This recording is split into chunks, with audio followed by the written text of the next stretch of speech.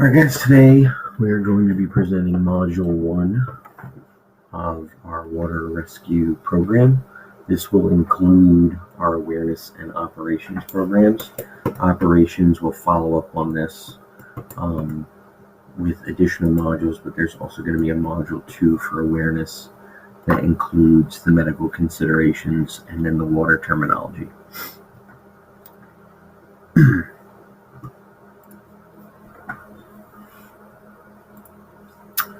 A few administrative details.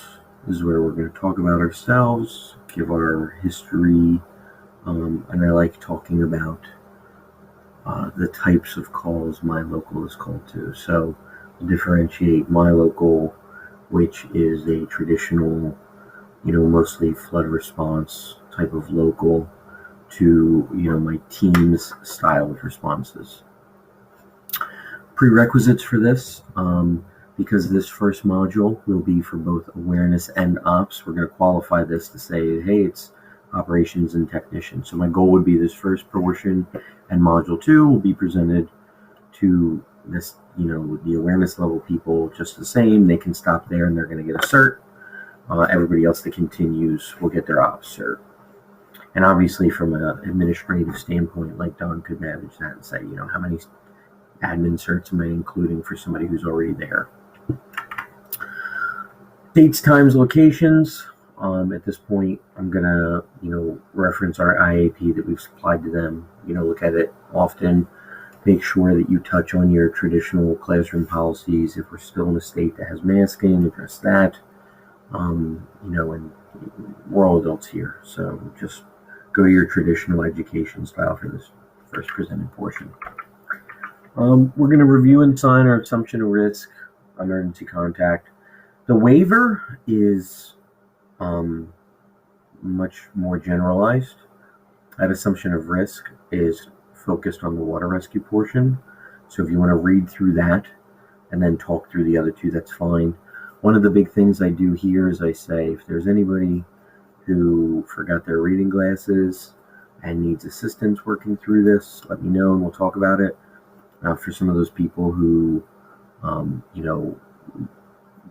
English may not be their primary language, they may not read so well, or they forgot their reading glasses, it just alleviates the requirement for us to read through the entire thing, because it's a lot, without, missing anybody, if they really do want to go through it. So what are we doing today? We're going to talk about our different training levels.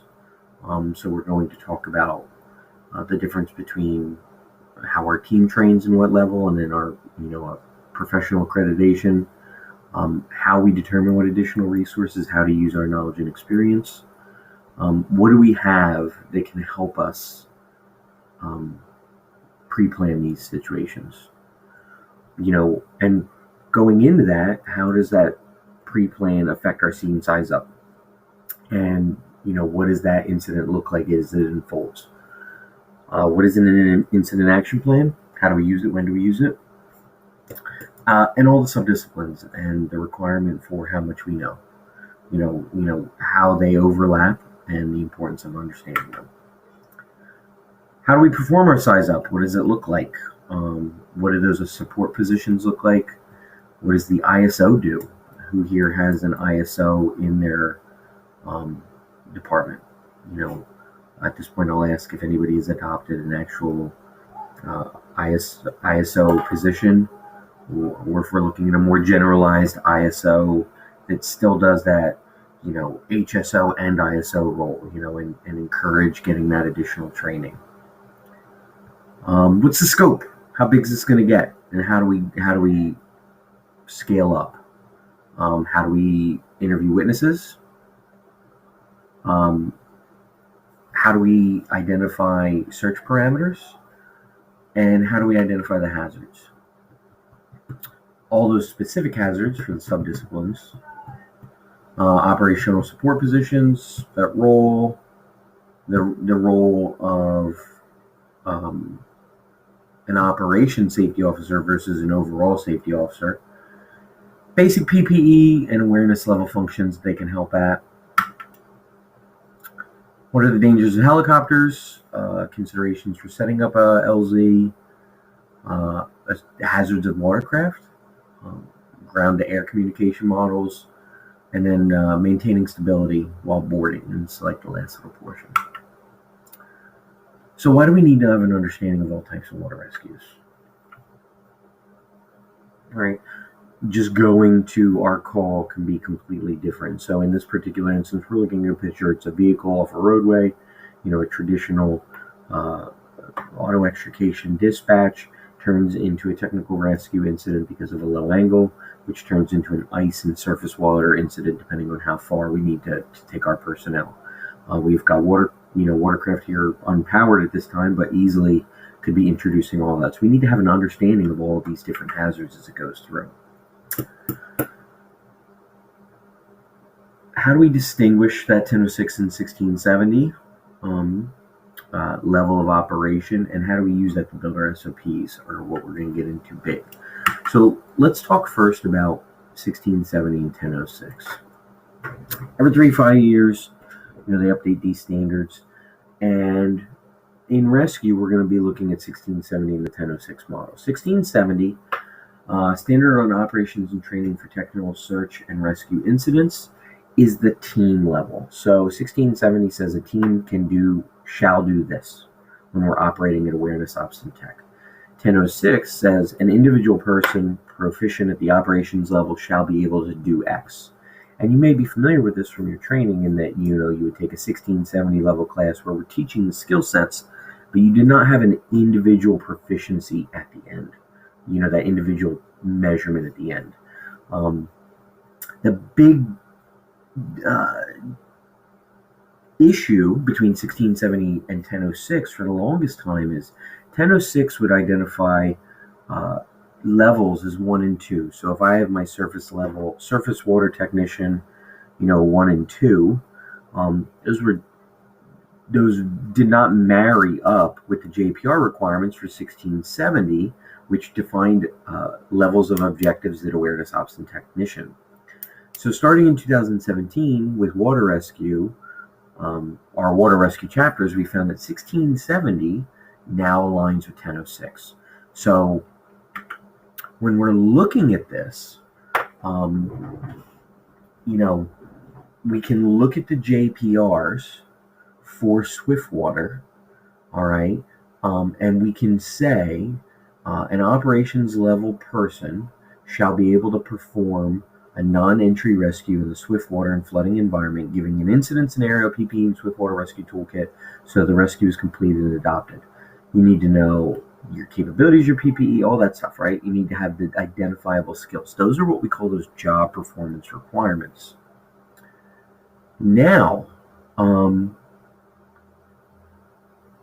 in order for our department to operate at a Swiftwater operations level, we can now look at the 1670 document and see that it says organizations operating at the operations level at Swiftwater search and rescue incident shall meet the requirements identified in sections 16.3 and 17.3, so 17.3.4, that's our awareness level and some surface water prerequisites.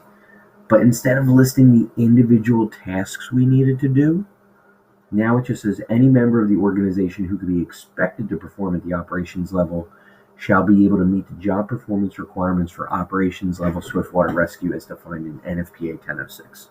So instead of having two disparate standards, one saying this is for teams, this is staying for people, and those sometimes didn't align with the skills they're telling you to do, now they align. 1670 says you need to be able to do everything that a person who says they're a tech can do according to the standard.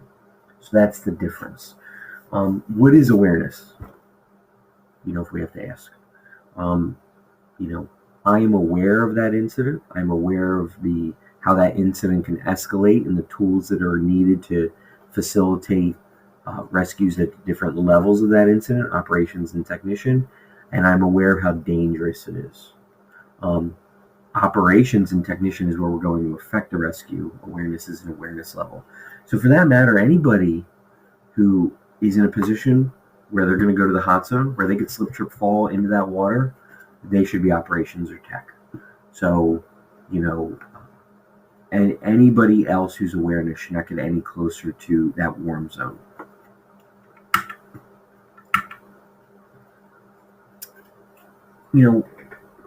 As we're doing this and we're looking at these standards, we can use those job performance requirements and we can use our history of incidents to help us forecast and predict what we need to do. So the minute we say, hey, I need a tech rescue team, kudos to us. We've identified that we have the ability to forecast and predict. We basically know that this is going to be a problem and we're going to go and make an attempt to address it.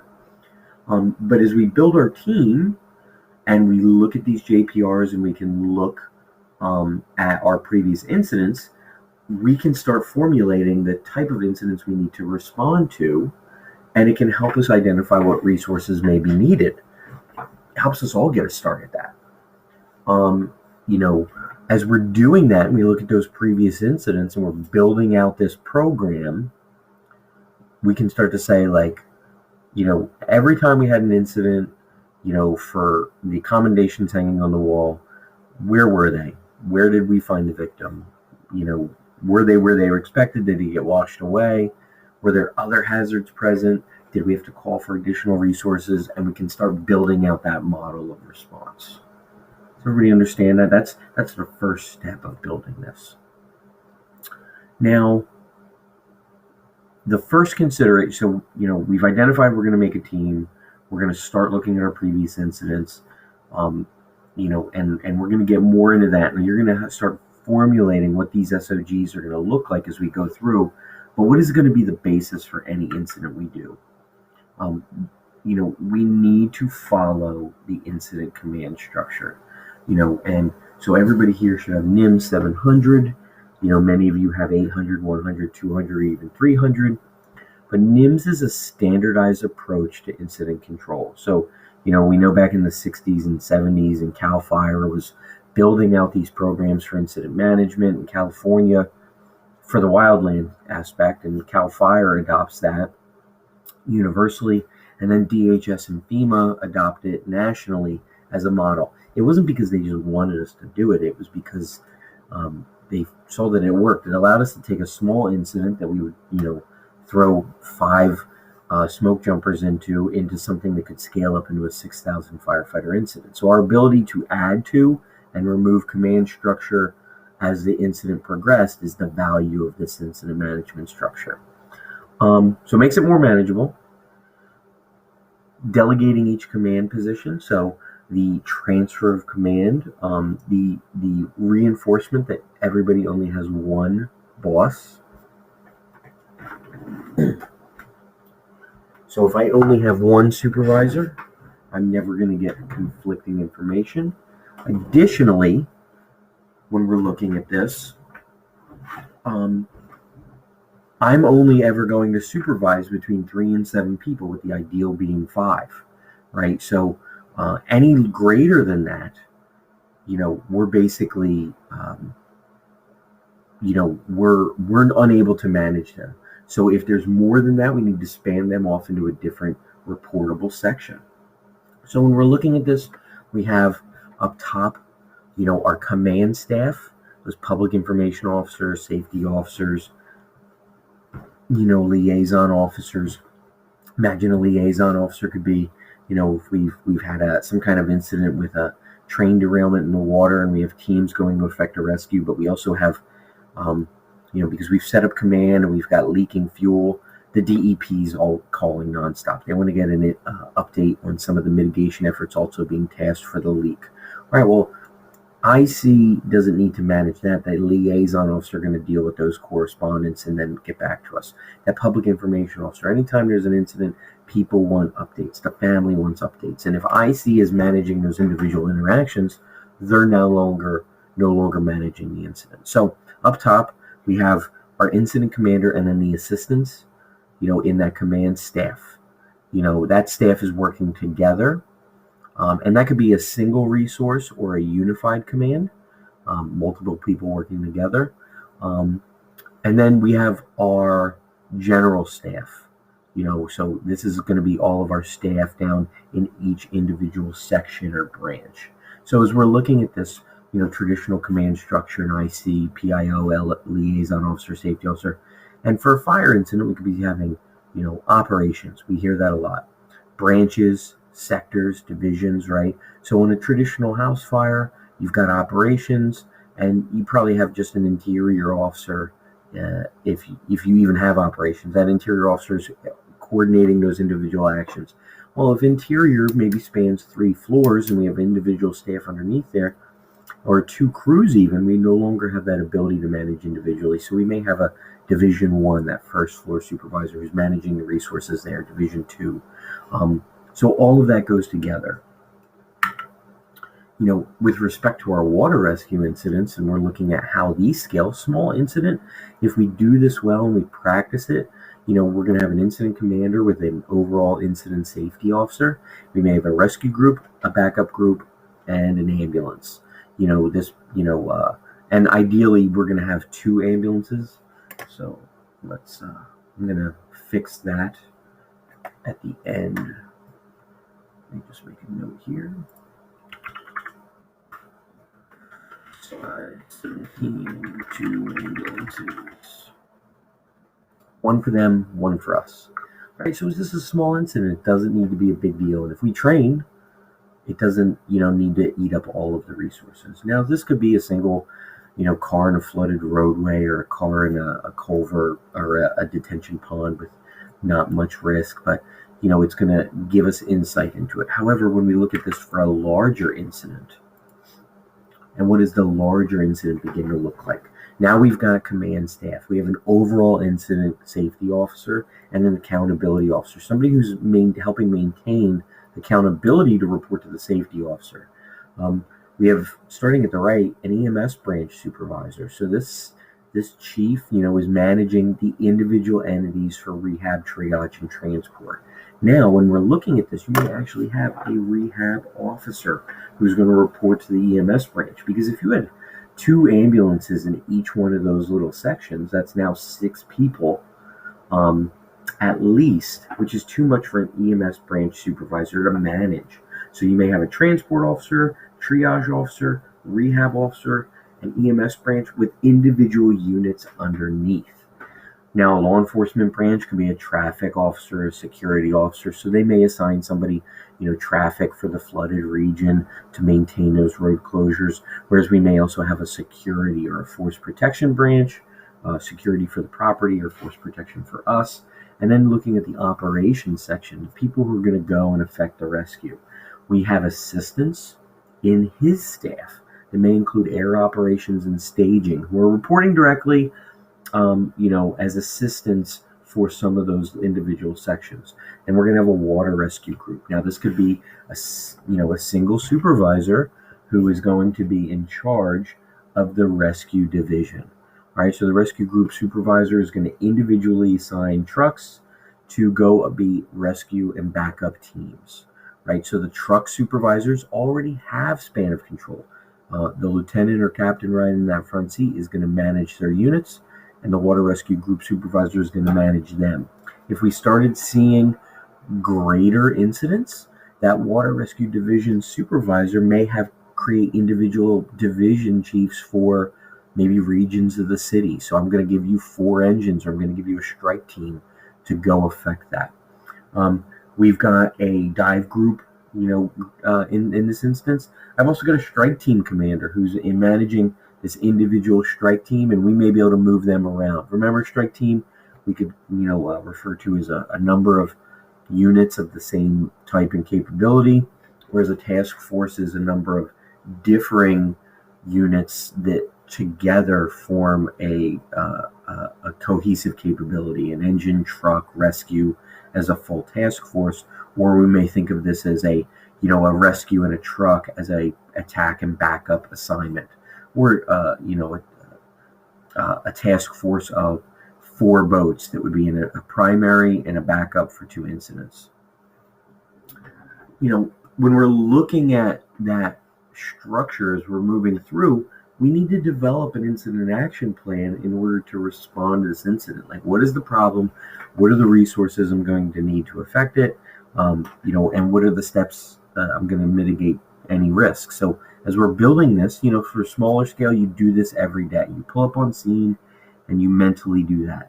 Some of them you talk through with your command staff. Hey, this is what we're going to do, is we're going to address tactical worksheets. As it gets slightly bigger, that instant, you're going to see pulling out that board and start working through it. Large scale IAPs, this is where we're pulling out our 200s. All right, we're assigning a scribe to that staff, and we're going to start working through what these IAPs need to look like with, radio designations and logs and everything else. So these large incidents, that's where you're really going to start to see those 200s come into play. Who's the ISO? So we see the incident safety officer now a lot in the programs. That hopefully we've pulled those duties away from that person who's the health and safety officer, and this person has received specialized training in order to be an incident safety officer. Hopefully they've achieved a rank of a chief or higher. They have an understanding of managing multiple resources, managing their own duties. But now they're a safety officer, and they're going to be looking at those conditions, hazards, high level, looking at the gear and the operation in general, and saying, like, are we looking at all of the risks, and are we taking the appropriate steps to mitigate that risk? At the lower levels, right? So we have a command level at the large incident, safety officer, but we might, assign an operations level safety officer who may be that rescuer into each one of these groups. So if we have a water rescue group, we may be able to take one of those rescuers and give them an operational safety officer role, so that they're going to be, a different person checking all of these systems and making sure everything's okay. As we go to these calls, it's pretty simple. We're not generally going to them when the weather's great. A lot of times, the launches aren't available, things of that nature. But we're looking at those slip, strips, and falls. And then the environmental.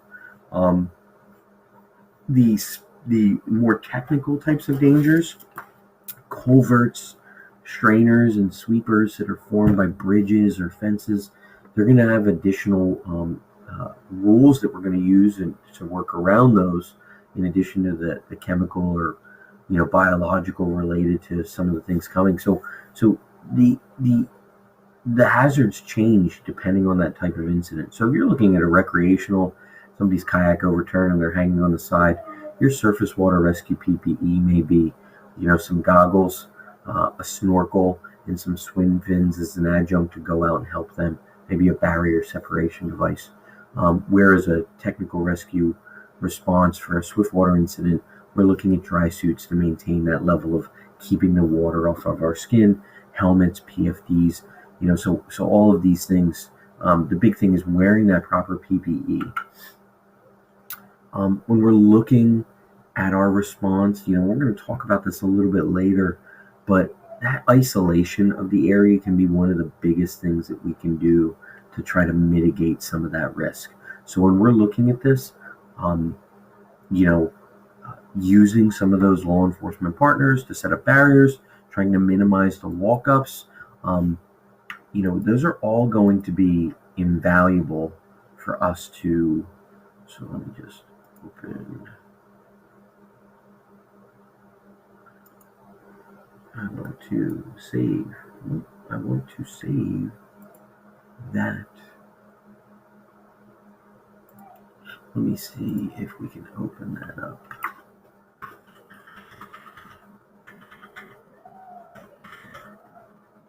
And I try to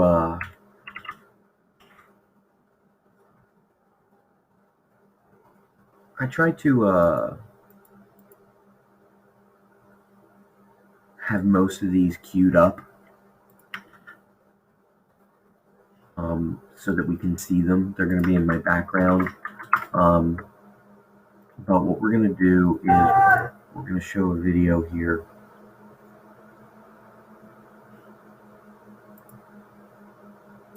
So let's take a look at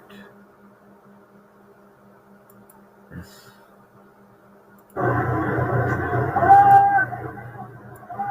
you know, how do we, hold on, let's see here. We gotta turn this up. Sorry, guys. All right, it is sharing. Okay. So let's get rid of it.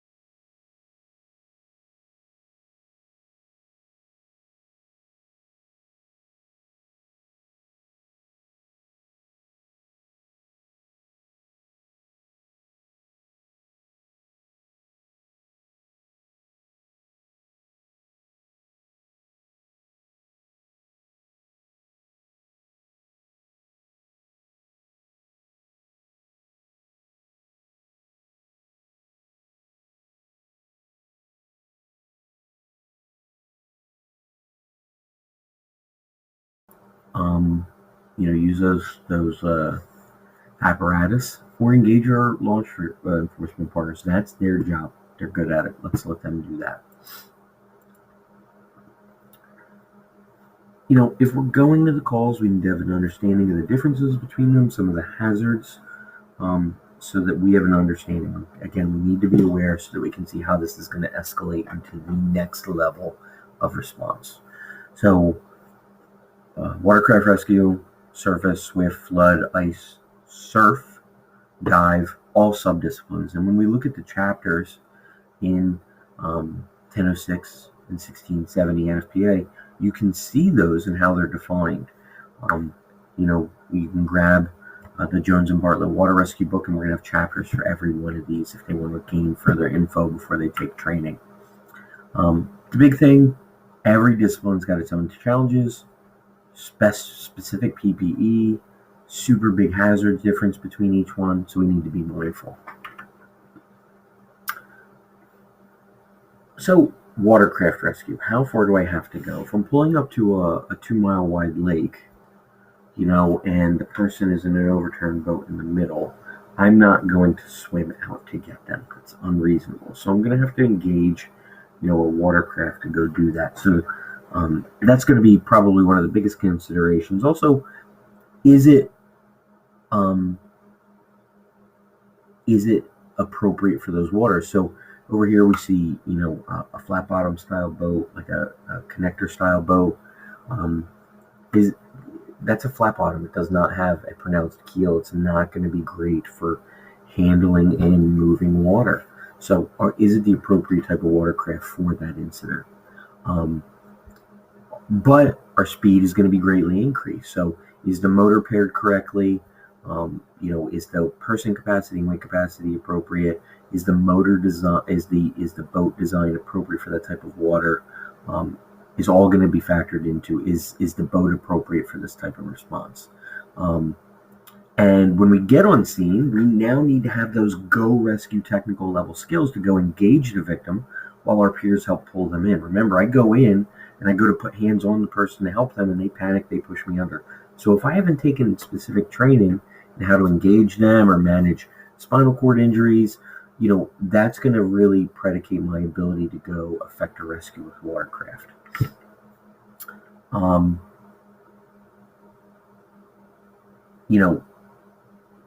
Can I launch the boat safely? So the first part, if you're going to go get your 1006 surface water certification, you need to be able to verbalize everything on the boat and how to launch that boat safely. And that includes backing it into the water. And remember, that's ideal conditions where the launch is good. What happens when you're going through a non-ideal launch because of weather conditions or the water's up? So that's the first portion of our, can we get the boat in the water safely? Can we get into the boat safely? As I'm going, that call, that size up starts pretty much at dispatch. Hopefully, I've pre-planned those incidents. So, what is that size up? I'm listening to the dispatch. I understand the locale. I'm observing the conditions as I'm responding, and I'm basically starting to formulate my response in my head. It's funny. Consider size up to be both a noun and a verb. I want to conduct a size up, but the size up is that noun, right? What is the size up? I'm on scene. I'm below the boat ramp. I have a 2 mile wide section of river. It is flowing approximately 5 knots. There is a number of pieces of debris in and around the area of the overturned kayak, and it looks like the person is hung up on a strainer of some sort, approximately 100 yards from shore. It's really important for us to identify all of those because it's going to help everybody else coming and formulate their response.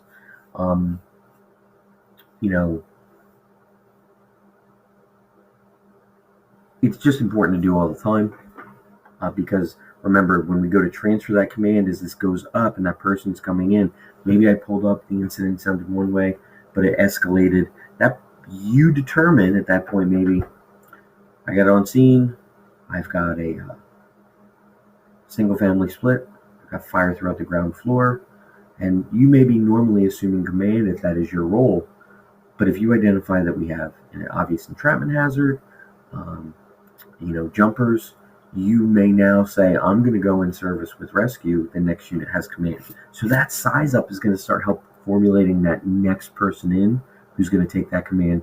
It's going to help formulate their response as well.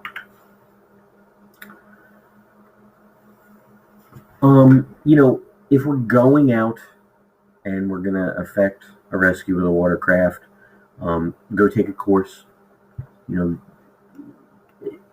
Just because you operate a boat every weekend fishing does not mean you're going to make a good rescuer. In non-ideal conditions with a power loss situation, how are your paddling skills? Are you going to be able to get yourself to safety or use the appropriate techniques? So that's super important. Determine the scope of the rescue. What are we looking at? Are we looking at somebody who was overturned? We just need to pick them up and right their boat, and they're going to go continue about their way? Or is this a person in a tree in rising floodwaters? Do we have the right PPE? PFDs and helmets at a minimum. And remember, if this is, non-ideal river conditions like storms, they may be pumping effluent from the wastewater treatment plants directly into the river. We want to be wearing dry suits. So we should not be going into this like it's not a big deal. And what are our assignments? Who is operating the boat? You have experience operating the boat. Is it center console? Is it a tiller? Who's your bowman? What does this look like for this? As we're going up, we're trying to identify and locate the victims. Is this one? Is it multiple? What is their condition right now? Is it going to change my method of getting them in the boat? Am I parbuckling them in? Am I going to do a direct pull? Am I going to drop a stirrup because they're fine? I'm just going to help them in, and I don't want to hurt them pulling them into my boat. As we're going out to these calls, remember, we might have to identify and interview witnesses. The thing that we should remember is we don't do a good job generally of interviewing witnesses. That's not our primary job. And I always like to say that law enforcement should be the ones handling that, because traditionally they're trained in how to interview people. If I'm interviewing you and I'm not familiar with how to do that, and you come out and you say, hey, I saw this person turn over, and I had a bit of information when responding, and I'm going to say, did you see them flip over and then hang on to the side of the boat? Maybe because that was the first bit of info I had. Well, they may not have seen that, but their brain tries to fill in missing information and suddenly clicks, and not malicious or anything. Yeah, I did. So those leading statements can help kind of like sour our ability to get a good witness statement. So what we're doing is we're looking for those law enforcement partners to go engage. For those quick, hasty, where did you see them? That's fine.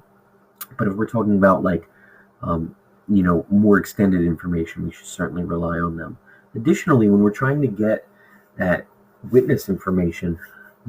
Oh, you saw the person. Where were you standing when you saw them? Because it's really going to change. Oh, I was looking over this way, and I saw the person's boat flip over. Okay, well, were you here? No, I actually just walked out of the bathroom. Okay, well, if you walked out of the bathroom, let's go there and then look. So now my sight line changes, and that, last known point or point last seen changes. And what are our search parameters now? When did you see them?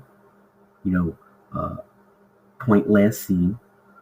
Oh, well, I saw him getting out of his car and putting in. I didn't see him actually float over. Okay, so that changes. This may be you saw him 5 minutes ago when the boat flipped, and now it's a 1 knot, flow. So now I can change my search area, redirect a second crew to start looking down at that bottommost portion where they could have floated, and work their way up, versus a last known point where, okay, 2 hours ago you saw them at the parking lot. Our search parameters are now going to be much bigger. We'll talk a little bit more about last known point and point last seen in a little bit. We're going to relay the information. Big thing, I like communicating this to dispatch. That's their job. They record this information in the notes, and then if I have questions later, I can call back. I can say, hey, what did I tell you earlier? What was that? And they can read it back to me. Again, using our partners the way we're supposed to. And these size up, this portion of size up can be assisted by our awareness level personnel. Distance travel, rescuer safety.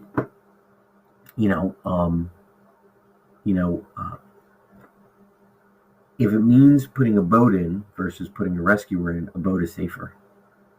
And if I have to travel really far, that's obviously going to give us an ability to effect a rescue quicker. So those are going to be your primary considerations in this regard. Talking about surface water rescue, could be huge. Small areas, pools, ponds, oceans.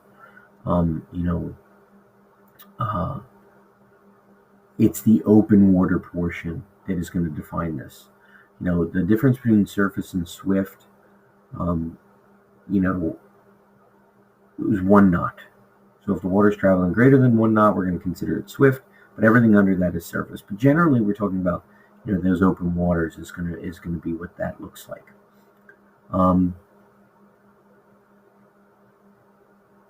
It could be, depending on how the situation changes, this could morph into a different type of rescue. What are we looking for? Am I going to effect a rescue, or am I looking for somebody? We're trying to set something up for them to catch on to. Again, witnesses, reporting parties, those search parameters. The big thing here is, given the nature of that non-moving water, we may be able to use adjuncts to help us get out there, to search the area. May make it easier for our public safety divers to come engage and do their dive discipline, but it is a different type of rescue. Way different is going to be the swift water. Things change quicker, the water's moving quicker. Oftentimes our level of response for swift water rescue has been get to this intersection here at this time as quick as you can, because the person is floating down right now.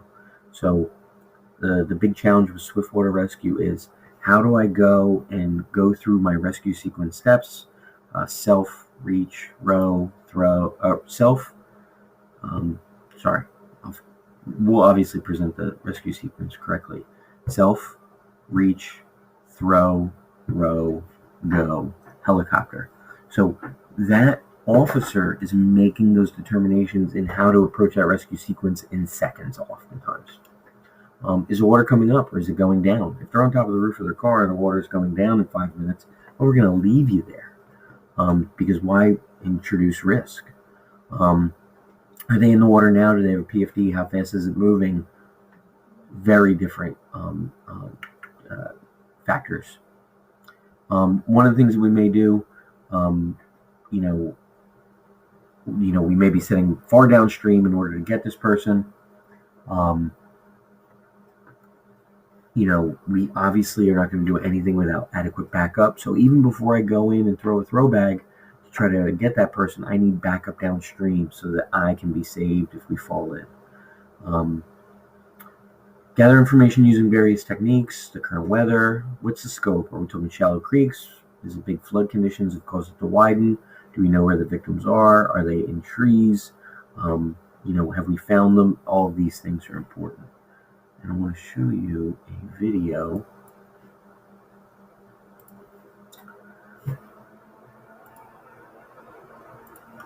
Again, all of these are really nice to have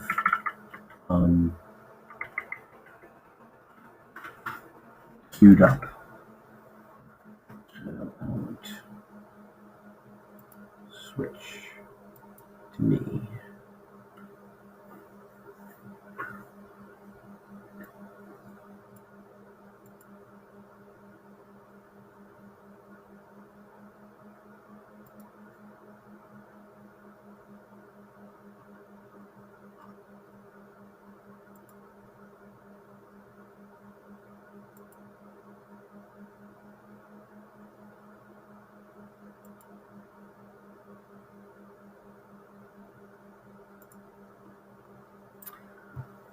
Where is Water Rescue? Water Rescue. Water Rescue. So one of the things that's important is before we get caught up in these incidents, right? When we talk about very far downstream, I mentioned that we always have to have adequate backup. So one of the things that we need to make sure we do is always have that in place.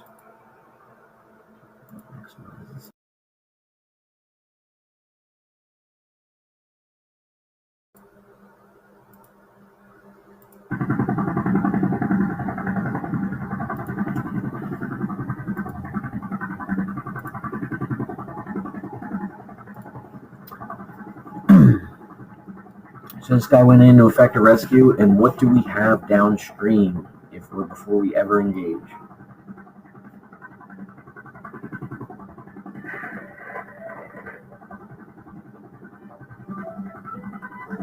Now, the one thing I don't like, he's wearing his USAR gear, and he panics. Not a big deal. We have additional resources ready. No big deal. This guy's not scared. He's going through training. He understands he's going to get in the defensive position. He's going to try to get closer to shore.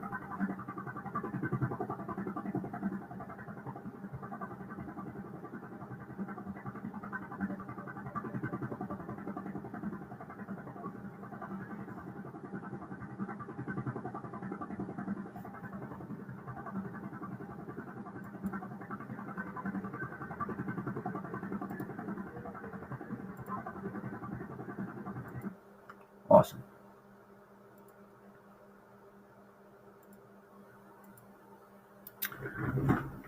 So again, having that backup downstream is super critical. Flood, there's specific training on flood, and I think it's gonna kind of align closely with the operations level stuff we're going to teach you today.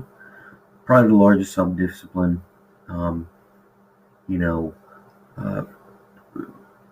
Forecasting is going to play a huge part in that weather. The large scale incidents is where we're going to see those that large ICS structure, that large command structure. Actually, sorry, I'm sharing the wrong thing.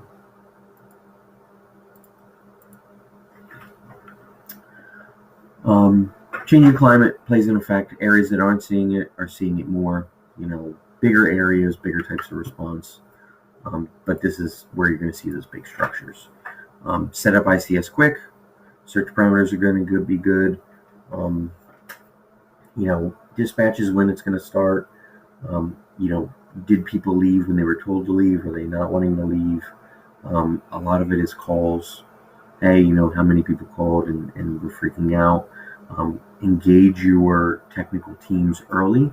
So even if they're not going to be able to muster for an hour, your technical teams have additional text search capability and marking capability, and to help prevent us from doing duplicate work. As they come out and they check these locations and they update it, they have the capability of real-time update central databases and say, here's the properties we checked and here's what we found. So that way they can start helping us build these response models. As for the quick ones, look at those pre-plans. I bet you a lot of these incidents happen often in the same places. So it should not be difficult for you to pre-plan these. Ice, sorry, go back. Ice is often, we see them in our detention ponds, areas that wouldn't traditionally see water rescues. We might have ice rescues. A lot of it is handled quickly. People run out and they also fall through the ice. It makes it worse. There's specialized training for it. The big thing is how far away are they offshore. We're going to be looking at medical consideration a little bit later. 110.1. So somebody who falls into very cold water may only have 10 minutes of meaningful movement. So our ability to throw a throw bag to them may be minimized because they don't have any dexterous, any ability to hold on to that. So something to think about. The big thing, maintaining contact. Hey, keep your hands on the ice. Don't let go. It'll be an hour before you fall unconscious and die. So if you have a PFD, you're fine. If you're frozen to the mantle, you're fine until we get out there. So telling them to not move is going to be important. A lot of it could be, hey, you're scared, get on your belly, and talking them through it, throwing them a bag, helping them across the ice, to us going out with specialized equipment to go get them. Big thing is, like we see here, there's holes in the ice. Like, did somebody go through? Big thing, ALS for us, ALS for them. Managing our idea of rescue versus recovery, but saying like these people, as they get deeply hypothermic, that's certainly an ALS level response. So we need them to be treated as quick as possible with ALS. We can get that information. We can gather how many there were from witnesses, what people saw. So that's super important. This is a scene sketch. This is all part of your 200s. Help building the plan. Again, a small incident. If you practice it often, could be a single truck incident. It's not a super big deal. But if you don't practice and plan, suddenly a simple detention pond that's 3.5 feet deep with a person panicked handing on the mantle is the biggest call of the year. You might have to convert from ice to open water depending on how wide it is, and you might have to engage watercraft for that. So suddenly here's where they have that cross discipline.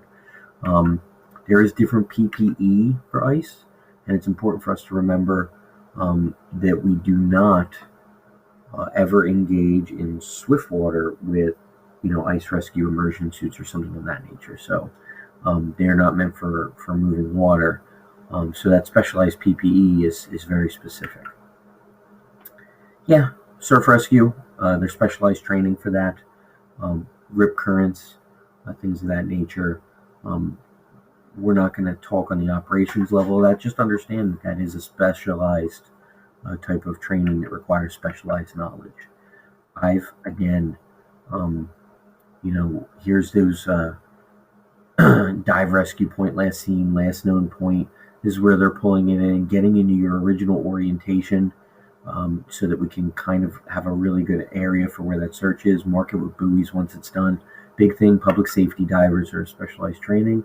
Regular recreational divers do not have the training to do this. It's important for you to make sure that you engage the right resources for that.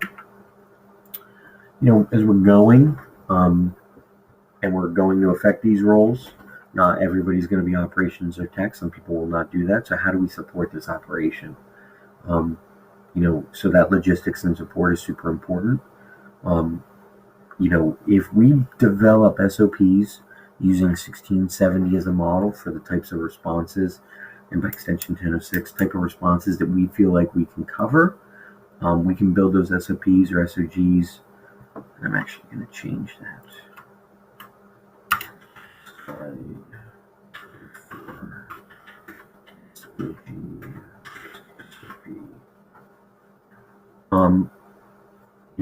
If we have those ahead of time, we're going to have those roles predefined. So it helps us kind of really dictate, what those awareness level personnel can do. If you have awareness level people, they can be your upstream lookouts, seeing the hazards that are coming down that we wouldn't normally see. They can assist us with our search from the warm area, looking at actual marked trails alongside the water's edge, points of interest. Somebody may have gone in, made it to shore, and walked back to the parking lot. So that's a perfect location for our awareness level personnel. Getting EMS for them and for us. One for them, one for us. If there's 2 victims, then having 3 ready. So that's super important. Engage those partners early. Here's some lighting. How do we support these operations? Again, it's usually not in ideal conditions, so our ability to stand lighting may not be great. But having lighting available is important, especially at night.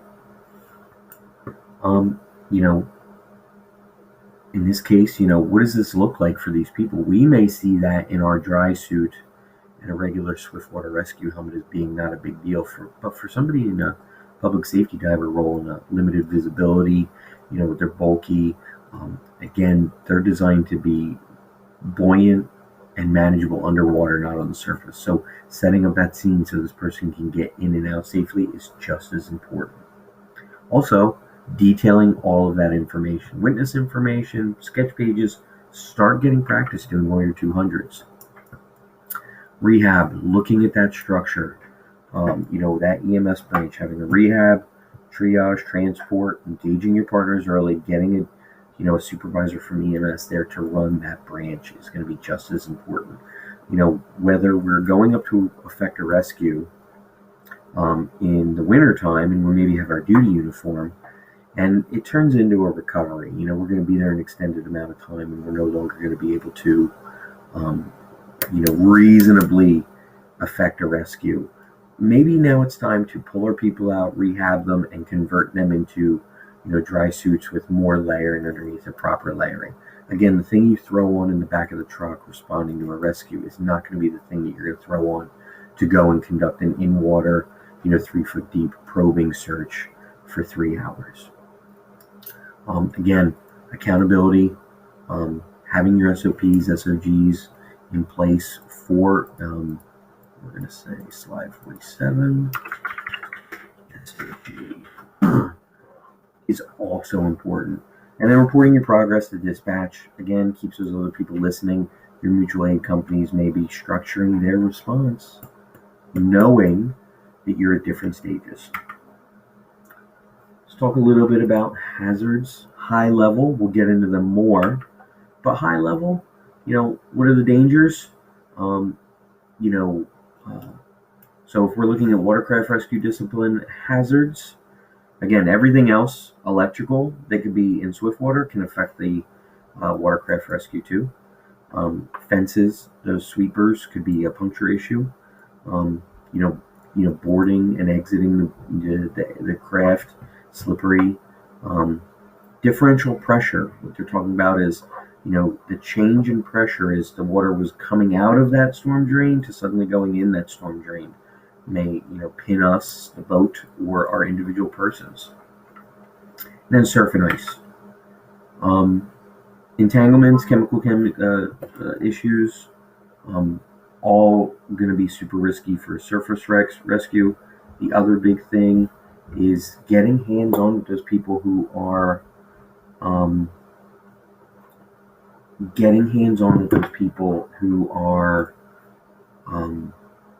in a panic situation, maybe near drowning.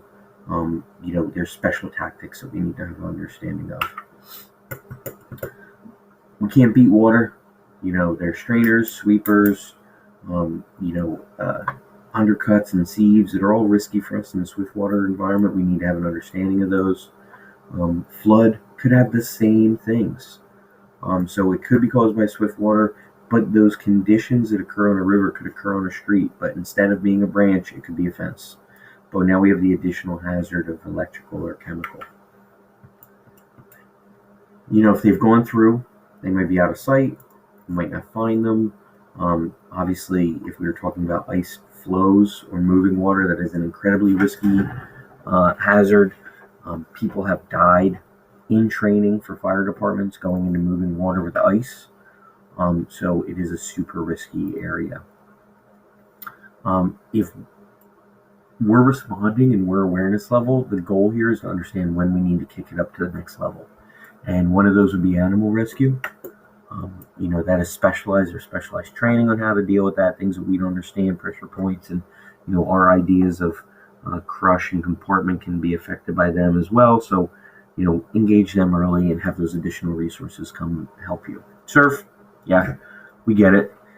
Pounding surf, rip currents, that's specialized. Engage those resources. Call ups, get additional rescue help from rescue swimmers. If we're in New Jersey, engage some of our partners. Have an understanding of who can come and help with some of those surf rescue. If you're normally responding to traditional open water incidents in the ocean, and you've always relied on lifeguards for the surf rescue, but now we're in a lifeguard, stations being shuttered situation, who's responding? So engage those resources early. Dive, 6 feet down, you might not get them. So being ready to call a dive resource, seeing how quick they can get there, can be significantly beneficial. The depth is really going to play a part in that. Helicopter dangers. Again, we should have an understanding at our operations that we may call in helicopters to support. So even when you go get your surface water certification, your 1006, I'm looking to see if you have hearing protection and eye protection in case a helicopter's coming in. So we should have an understanding of that. They can help us find people, or they can help effect a rescue with a hoist operation or a rescue swimmer operation. So they have detailed requirements, and you can engage them on what each individual entity has. Oftentimes, your local air medical transport can come out and do a site-specific kind of review with you. But traditionally, we're going to say, hey, I want 100 by 100. All right. When we're marking this,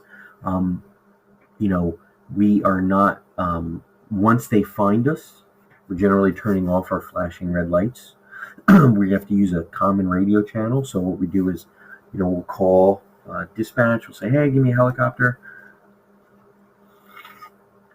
They'll call us back and they're going to say, hey, this entity is familiar with operating in your region. They're going to call you on Fireground 1. They've got a Bucks County Fireground 1, or they have a UHF, 155, whatever it is. So they're going to call us on a radio, and, we're going to try to give them high-level directions. By GPS, I'm at this location, near this previously marked location, and it's currently marked by 4 fire trucks. Once they start finding us, yep, I got eyes on you, and we start giving them a brief, we can turn off those red lights. We are going to want to, however, mark the 4 corners of our location, and we can often shine our headlights into the area to illuminate the center. But, the big thing is we want to remove that area from things that can fly away. When we're giving that briefing, it's going to sound like, ground to helicopter 1. I have a 100 by 100 paved parking lot. It is bordered on all 4 sides by 75-foot light stanchions. The northwest side, which is coming where the wind is coming from, does not have light stanchions. That area is currently still marked by flashing red lights, and turned everything else off. And then they can give us a better idea of what they need from us. Trunk systems, they have access to our radios in most cases, so talk to them. One of the big things that you're going to see with respect to helicopter safety is in almost all of our instances, there's no need for you to approach the helicopter. They are going to come to you. So I'm going to have one person tasked with having face-to-face with the helicopter. So they're going to verbalize their approach direction. They're going to come in, and primarily, the nurse or the radio paramedic is going to come out and communicate with me. We are only going to approach from the front. And then generally that nurse or flight paramedic is going to direct us to the safe areas of the craft for loading, depending on the type of helicopter. There is um, um, there is areas, they're basically saying never approach directly from the front. That is going to be the lowest area in many rotorcraft blade pitches. That's why they're saying that. Big thing is we'll reinforce when you guys are teaching this, like just have that person come out to you. You know what I mean? Because I know this says never do that, but I've literally had the paramedics woke me up. I guess the Airbus doesn't go down like a different craft does, so who knows? This post guard here, keep people away. I'm not doing anything. I'm letting the paramedic and the nurse direct me to what to do, right? Because they are the experts.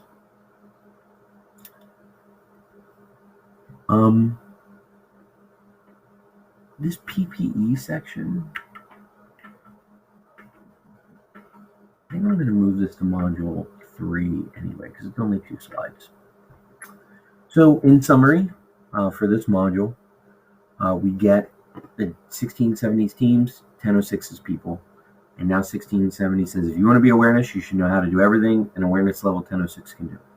If your team wants to be Operation Swift, you should be able to do everything the JPRs are here. And those JPRs look like throw a throw bag and rescue a person. I need to change this word. Change slide 60, operations level or greater.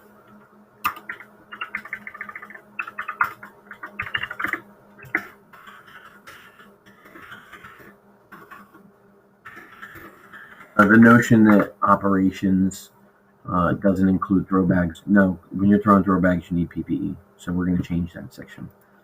So we're going to change that as a little bit of wording. I'm going to remove that from the summary. Remove summary, PPE, PFD stuff.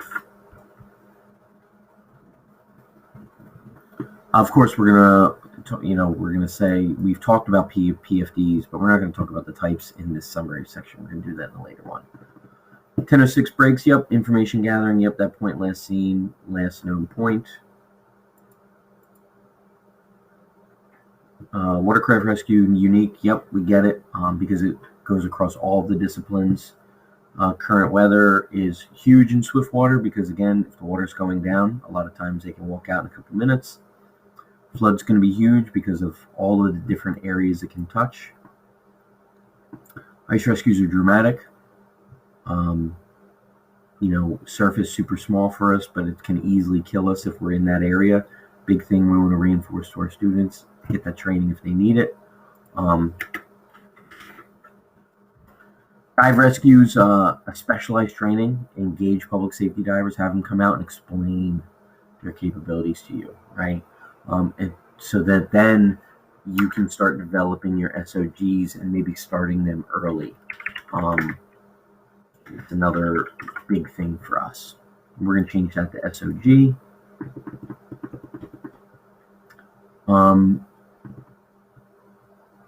Yeah, and then the most common things here. So makes sense. So this is module 1. This would be the first portion of awareness. And then I'm going to follow this up. I'm going to record module 2. I'm going to make a few of those tweaks. You guys will see those. If you have anything that you want to include in this section, let me know. Reply to the email. But module 2 is going to be medical considerations. About the 110.1, all those medical items, some of that stuff. And that's still also going to be awareness. And then it's also going to be, module 3 is going to be water terminology. That is also going to be awareness. All right, so some of that high-level water terminology. And then module 4 will be operations. So I'm going to record the medical and the water terminology shortly. And yeah,